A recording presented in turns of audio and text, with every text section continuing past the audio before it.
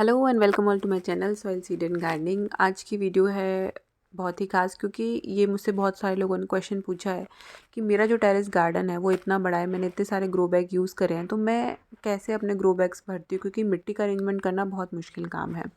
तो मैं दो तरीके से अपने ग्रो बैग्स को भरती हूँ। पहला तरीका ये है कि सबसे पहले मैं अपने ग्रो बैग्स में नीचे ब्राउन वेस्ट थोड़ा डालती हूँ, यानी कि जैसे कि आप देख रहे हैं जो हमारे ब्राउन गत्ते वगैरह होते हैं या जो पेपर बैग्स वगैरह होते हैं वो डाल देते हैं। मूंगफली के छिलके सर्दियों में मैंने इकट्ठे किए थे तो वो हम थोड़े से डाल देती हूँ। और उसके ऊपर थोड़ी मिट्टी डालने के बाद में जो मेरा किचन वेस्ट जो निकलता है, छिलके जैसे मटर के छिलके हैं, जितने भी अपन सब्जी या वेजिटेबल्स वगैरह जब काटते हैं या फ्रूट्स वगैरह खाते हैं तो वो सब उसमें डाल देते हैं। और एक लेयर बिछाने के बाद में फिर उसके ऊपर मैं डालती हूँ अपने ही गार्डन से निकला हुआ ब्राउन वेस्ट, यानी कि जो सूखे पत्ते या जो मिट्टी वगैरह जब हम झाड़ू लगाते हैं अपनी छत की तो बहुत सारे इकट्ठा हो जाता है, तो उसमें से मैं प्लास्टिक या कुछ और ऐसी चीज़ें जो कि डिकम्पोज नहीं होती हैं उन सबको बाहर निकाल देती हूँ और बाकी का कचरा एक बकेट में इकट्ठा करके रखती हूँ और उसको फिर एक एज अ लेयर हम यहाँ पे यूज़ कर सकते हैं।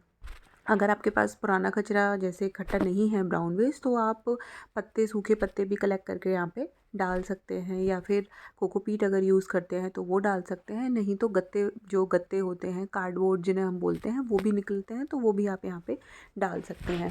और इसी तरीके से 2 लेयर बिछाने के बाद में मैं वापस से वही प्रोसेस रिपीट करती हूँ।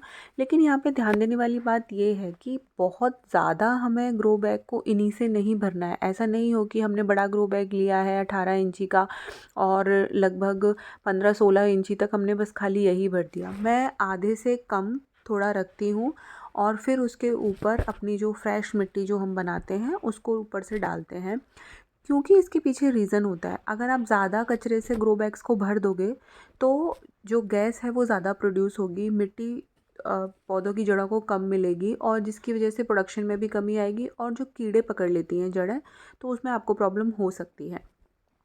तो मैं तो यही फॉलो करती हूँ फर्स्ट मेथड में। फ्रेश मिट्टी भरने के बाद मेरा गमला तैयार हो जाता है। जो दूसरा मेथड है वो है सूखी पत्तियाँ, यानी कि आप अपने गमले में सूखी पत्तियाँ इकट्ठा कीजिए और ग्रो बैग में या गमले में नीचे आधे आधे तक, अब जो पत्तियाँ हैं वो मैं लगभग आधा भरती हूँ, आधा भर दीजिए और उसके ऊपर फिर मिट्टी डाल के ग्रो बैग को फिल कर दीजिए।